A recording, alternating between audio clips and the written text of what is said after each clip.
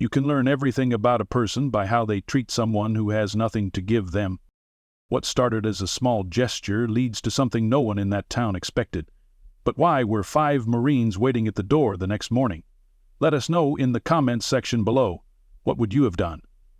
Claire Hogan never clocked in to be a hero.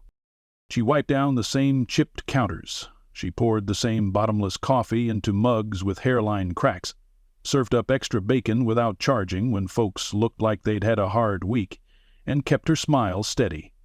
Like the open sign flickering behind her at Murphy's Diner every morning by 6:00 a.m.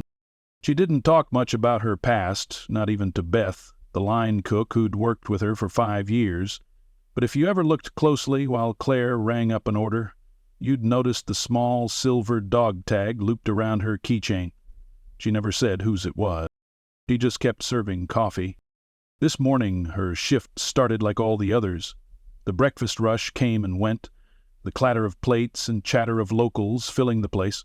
A couple of retired guys from the VFW argued over who paid last time. A teenage girl on her phone barely touched her pancakes, and Mr. Caldwell from the hardware store dozed into his grits like clockwork. The routine wrapped around Claire like armor, until she saw him again. Same booth, same seat, same quiet look in his eyes, like someone always halfway through a memory. He never asked for anything. That was the hardest part. The first time she noticed him, weeks ago, he'd been sitting out back just past the trash bins, sipping on a coffee cup that had long since dried up. It wasn't clear how he'd gotten it. Maybe someone gave it to him. Maybe he fished it out from the dumpster just to feel like he belonged. Claire had seen him every few days since then. Thin jacket, hands like old tree bark. He moved like a man used to pain and proud enough to pretend it didn't exist. She hadn't approached him. Not yet. Not until last night. That was when she'd found him still sitting there after close, behind the diner, knees drawn to his chest, like a child trying to make himself invisible. And for the first time she'd brought him a plate. Meatloaf, mashed potatoes, green beans. Nothing fancy, just what hadn't sold. She hadn't even said anything when she placed it in front of him, just nodded. He looked up at her, didn't speak either, just took a long, slow breath. Then he did something she hadn't expected. He took off his faded cap, placed it on the bench beside him, and gave her a look. Not one of gratitude, exactly. More like recognition. That's when she saw it. On the edge of his collar, mostly hidden, an old tattoo. She didn't sleep well after that. Couldn't stop thinking about how many people must pass him by every day. The man had probably marched across deserts and jungles, and now he sat 15 feet from a dumpster in a forgotten town that barely noticed. This morning he wasn't behind the diner, he was inside. 03. She almost dropped her tray when she spotted him. He looked different in the morning light, less like a ghost. His plate was empty. All he had was a cup of hot water. Someone must have let him take a seat when the breakfast crowd thinned out. Claire walked over slowly, holding the coffee pot like a peace offering. "Top you off?" she asked, already pouring. He nodded once. "You came in early," she said. "You okay?" A pause. Then, "Didn't sleep much." His voice was rough but firm, not cracked or broken like she'd imagined. There was weight in it, like every word had marched a long way to get there. Claire slid into the booth across from him without asking. The counter was empty now. She figured she had a minute. "And Claire..." He stared at her for a moment. Then, Hal Lawson." She offered her hand. He didn't shake it, but he did nod again. "Marine?" she asked, gesturing toward his collar. "Used to be." She didn't say, "Thank you for your service." Not yet. That line felt too shallow, too easy. Instead, she said, "You want something to eat?" "Enough. I don't take handouts. It's leftovers. Technically, I'm preventing waste. Consider it an environmental favor?" A flicker of something passed over his face. Not quite a smile, but the muscles remembered how. Fine, he said. She rose, grabbed a plate, filled it with what they had left, scrambled eggs, toast, a few sausage links. When she placed it in front of him, he didn't look at the food. He looked at her hands. You remind me of someone, he muttered. Good memory or bad? He took a bite, chewed slowly. Good. Claire nodded, leaned back in the booth. You live nearby? She asked. Used to. Now I live wherever they don't ask questions. Claire didn't flinch. You got a place to go tonight? Silence. That's when she made up her mind. I get off at 3. You stick around. I'll pack something warm for later. You don't have to do that. I know. She stood to leave, then paused. I've got a brother in the Navy. We don't always talk, but when we do, he says guys like you, too many of you end up, invisible. He stared out the window. Thank you, I ain't invisible. No, you're not. As Claire turned to head back behind the counter, she missed the way his hands tightened around the coffee mug. Missed the way he stared at the door, like he was waiting for something. Or someone. She didn't know this was the last quiet morning they'd have. Tomorrow would bring Boots to that doorway, and not just his. Claire Hogan didn't notice the envelope until she went to clear Hal's booth. He had left a few minutes earlier, as quietly as he'd arrived, just said thank you and walked out with the kind of silence that seemed almost practiced. Claire had poured him a second cup to go. She never asked if he had somewhere warm to drink it. She just handed it to him, looked him in the eye, and said, See you soon. But there, tucked beneath the empty plate, was a small tan envelope with her name on the front. Her name, written in sharp, deliberate capital letters, no smudges, no handwriting tremors, just Clicaire, underlined once. She turned it over. Inside was a $5 bill, crisp and clean, and a folded note that smelled faintly of something old. Books, maybe, or gun oil. All it said was, For the meal. You were the first one who looked me in the eye in a long time. That matters. Claire stood there for a moment, still holding the envelope like it might dissolve in her hands. The register beeped, snapping her back, and she shoved the note into her apron pocket. Beth peeked out from the kitchen window. You all right?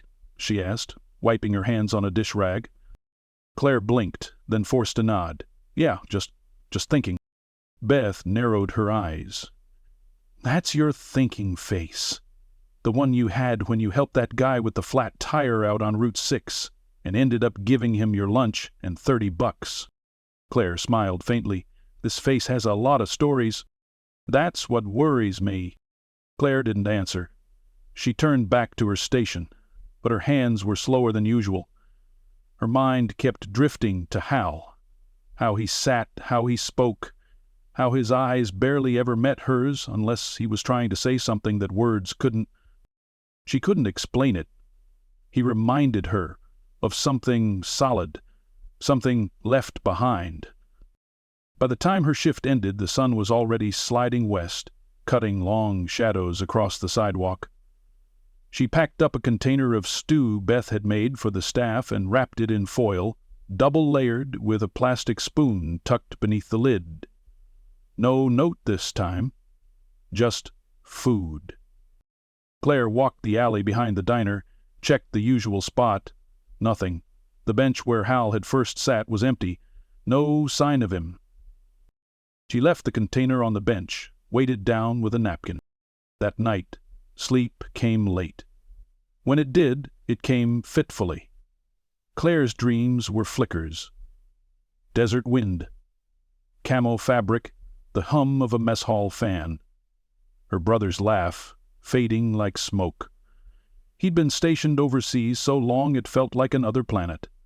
The dog tag on her keychain glinted in the moonlight from her nightstand. The next morning, Claire came in early. Too early. Even the coffee machine wheezed in protest. She was unlocking the front door when she noticed the silhouette outside. Not how. 5 of them. Uniform cuts. Square shoulders. Hair cropped neat and high, but not fresh-faced kids. They moved like men who had learned the hard way what it meant to be still, what it meant to stand without needing to explain why. One of them stepped forward, a thick man with close-cropped silver hair and a stiff jaw. "You Clay Hogan?" he asked. She hesitated. He didn't smile, just nodded once. "We'd like to talk to you. About Hal Lawson." Claire's throat dried out instantly. Is he okay?"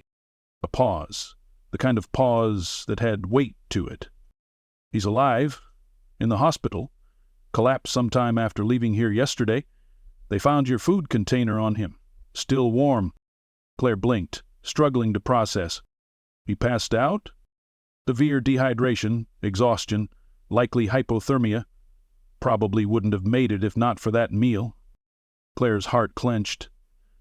"Where is he?" "VA hospital. He's stable. Asked us to come here." Claire frowned. "You're Marines. All of us served with his nephew. Hal was kind of a legend in our circle. Kept to himself, but always showed up when it mattered. When we heard he was out here, we came looking. Didn't know how bad it had gotten." Other Marines spoke up, slimmer, with a scar that ran from his temple to jaw. "We owe him more than we can say. But the man's proud. Wouldn't tell us where he was staying. Didn't want help." Claire felt her eyes sting. She reached into her apron, pulled out the envelope Hal had left. This was all he left behind? The silver-haired Marine took it, studied the handwriting. "Yeah," he said quietly. "That's him." One of the others pulled a small, folded photograph from his wallet. It was old, sun-faded. Hal in uniform, much younger, smiling stiffly with 3 others. The Marine in the photo's foreground looked identical to the silver-haired man now. "That was Fallujah," he said. 2004. Hal wasn't even supposed to be there. He volunteered to replace a sick supply officer. Wound up saving my damn life." Claire reached for a nearby chair. "Why'd he never say anything?" The Marine shrugged. "People like Hal, they don't talk about it. They carry it." She nodded slowly, then looked each of them in the eye. "You want coffee?" It wasn't a question. It was ritual, and in that diner, ritual mattered. They all took a seat, boots echoing against the tile, hats removed and placed neatly beside them. No one spoke for a few beats. The air held something sacred. Claire brewed the coffee. Black, nothing added. The way Hal drank it. As she served each cup, her mind raced through questions. About Hal, about his story, about how many like him were still out there, unseen, unheard. But mostly, she thought about what came next. When she returned to their table, the silver-haired Marine looked up at her with eyes just a little softer now. He said, "We asked us to thank you," he said. "I didn't do much. You did more than most." Claire sat down across from them. "Can I go see him?" The Marine smiled faintly. "He'd like that." And just like that, the rhythm of her small life had changed.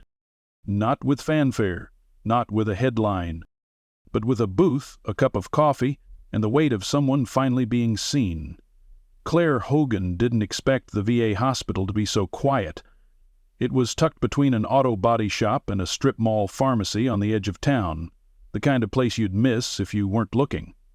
The lobby smelled faintly of antiseptic and old paperbacks, and the receptionist behind the plexiglass barely looked up when Claire gave her Hal's name. She just pointed to the elevator. "3rd floor, room 312. Visiting hours end at 7.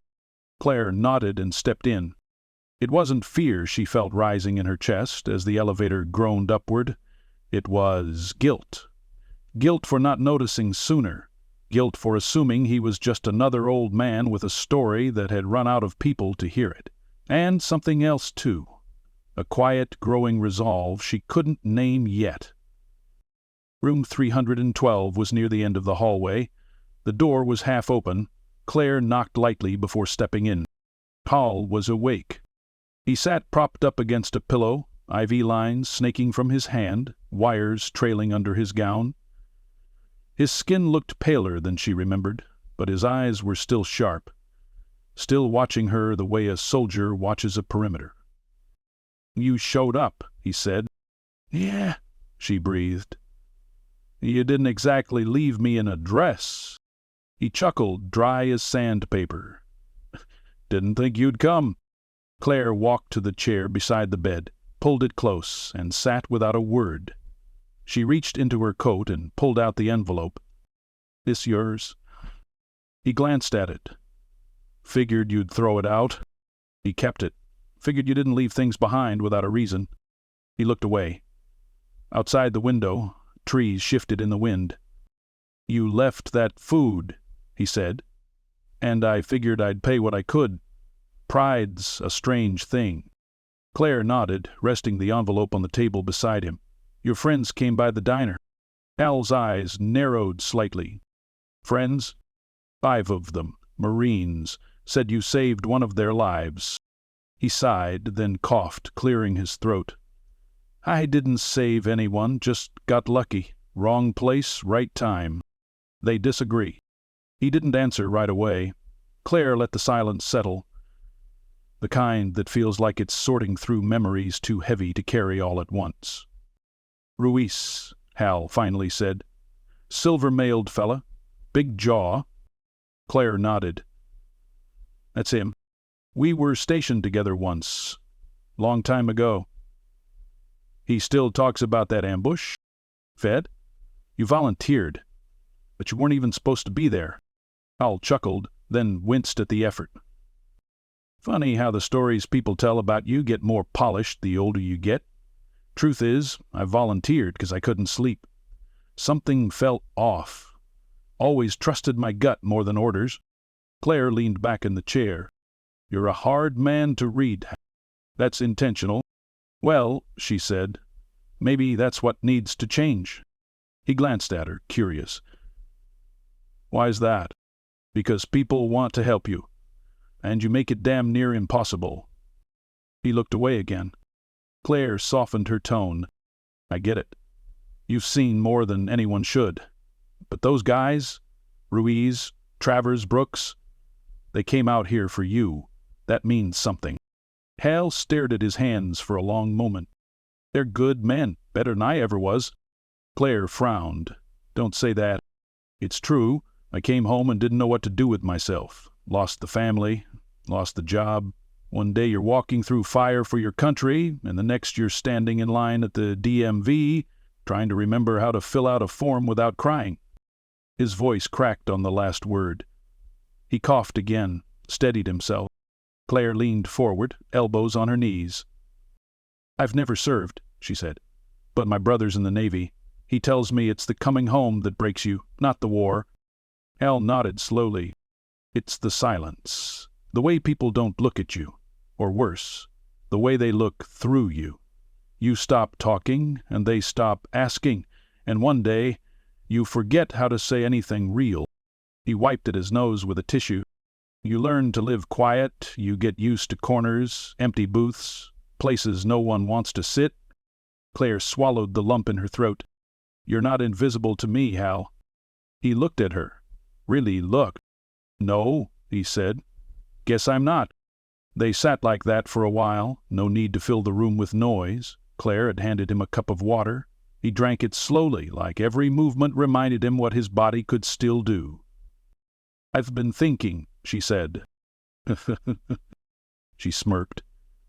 Don't worry, it won't involve skydiving or anything, just the diner. What about it? We throw out a lot of food, at least a dozen meals worth every night. Hal gave her a sidelong glance. You thinking what I think you're thinking? I want to start something. Call it a pay-it-forward fridge or a veteran's table or whatever works. But no more dumping leftovers when we've got mouths that need them. He raised an eyebrow. Murphy'd never go for it. I'll talk to him. I think I can convince him. Hal looked out the window again. The last light of afternoon had begun to fade. You were good, he said quietly. Then you're better than most. She stood, sensing the fatigue setting into his eyes. I'll come back tomorrow. You need anything in the meantime? Hal hesitated, then said, maybe one of those chocolate chip muffins. The kind Beth hides in the back. Claire laughed. You got it. She turned to leave. Before she reached the door, he called out, "But Claire." She stopped, hand on the frame. "Thank you for seeing me." She nodded, her voice soft. "Any time, Sergeant Lawson." And for the first time in what might have been years, Hal smiled. Not a ghost of a smile, a real one. The kind that remembered how. The first customer to comment on the new fridge was Mr. Caldwell, who squinted at the sticker on the front while holding a cup of decaf like it might bite him. "What's this?" he muttered, leaning closer. "Veterans Table Program. Take what you need, leave what you can." Claire wiped her hands on a towel behind the counter. "It's exactly what it says." He looked at her over the rim of his glasses. "Is this one of those charity stunts? For tax breaks or social media clout?" She smiled. "Nope, just leftovers and some kindness." He grumbled something about back in his day and shuffled back to his booth, but not before slipping a $5 bill into the donation jar beside the coffee machine. By the end of the first week, the fridge was empty every night. Claire and Beth made it part of their routine. Pack up anything untouched, label it with the day, and stack it neatly in the small glass door fridge beside the back door. Some customers started bringing in their own contributions: homemade soups in mason jars, bags of apples, peanut butter, bottled water. Others asked how they could help. Murphy had grumbled when she first proposed the idea, muttering something about liability and health codes and not turning this into a soup kitchen, but by the time he saw how many regulars were talking about it, he gave her a reluctant thumbs up. "Just make sure the fridge doesn't stink," he said. "And no hot dogs past day 3. I mean it." Claire taped up a little handwritten rule sheet, smiley faces included. Hal came back on the 8th day. He walked through the door just before the lunch rush, still a little pale but upright and moving with a bit more weight in his steps. The diner didn't stop when he entered. That wasn't Hal's style. He didn't command attention. But Claire noticed. And so did the Marines who sat at the back booth, sipping coffee like sentinels. She smiled when she saw him. "You're late," she said, sliding him a menu he didn't need. "I had to get cleared," he replied. "Doctor says I'm not allowed to skip meals anymore." "Well, we'll make sure of that." He nodded toward the fridge by the door. "Looks good." "It's just the beginning," she said. "We're adding breakfast bags next week. Beth wants to start a weekly pancake morning for local vets. Free coffee, too." He raised an eyebrow. "You're turning Murphy's into a full-blown mission." Claire shrugged. "Better than watching good food go to waste." The bell over the door jingled. A teenage girl stepped inside, hesitated, then walked straight to the fridge. She opened it, pulled out a container of spaghetti and meatballs, and clutched it like treasure. She glanced around, then met Claire's eyes. Claire just nodded. The girl gave a small smile, awkward, grateful, and left without a word. Hal watched the door close behind her. "Funny how much a meal means when you've got nothing," he said. Claire poured him coffee. "I've started to understand." Later that afternoon, as the lunch crowd thinned, the Marine stood and walked over to the counter. Ruiz spoke first. "We're heading back out tomorrow." Claire looked up from the register. "Back to base?" "No, ma'am. Back home. This was just a stop. But before we go," he pulled out a folded piece of paper, "we've got an idea." Claire unfolded it, a simple flyer printed in black and white. Operation Second Plate, Veteran Food Network. Inspired by a waitress in Ridgeville and a Marine named Hal. There was a list of small-town diners, cafes, and bars. Businesses across the state willing to participate, offering surplus meals to veterans in need. Contact info, donation options, volunteer sign-ups. She looked up at them, stunned. "You guys did all this in a week?" Travers chuckled. He'd be surprised what a few retired jarheads can pull off when they're not being ignored. Ruiz tapped the bottom of the flyer. "We'd like you to be our first certified site. You started it. You set the standard." Claire shook her head slowly. "I was just doing what felt right." "That's what makes it matter," Rui said. I was quiet, listening from the booth. When Claire walked over, he reached into his jacket and pulled something out. A battered brass Zippo lighter with faded initials etched into the side. He handed it to her. "This was my father's," he said. "Carried it through the Pacific.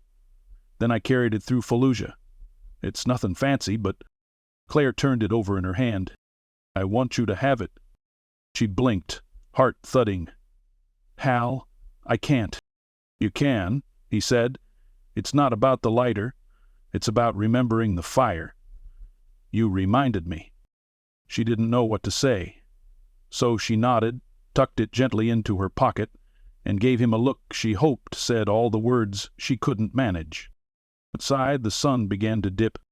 The bell rang again, and in walked Mr. Caldwell, this time holding a tray of homemade lemon bars wrapped in foil. "Put these in your fridge," he barked, "and don't let the kids hoard 'em." Beth peeked out from the kitchen and called, "We'll be doing fried chicken Fridays too, y'all." The diner, once just a stop on someone's route or a place to kill time with toast and gossip, now felt like something different, like a community growing around a single booth, and the woman who'd seen someone others had forgotten. Hal's voice cut through the hum of dishes and murmured conversation. "You know what the Corps always taught us?" Claire leaned against the counter, smiling. "What's that?" "No such thing as an unimportant mission or an unimportant person." That night, Claire closed up late. She took out the trash, wiped every counter twice, and left the fridge freshly stocked. A note taped to the glass read, "You're not invisible. You're welcome here, always." As she locked the door, she glanced down at the dog tag on her keychain.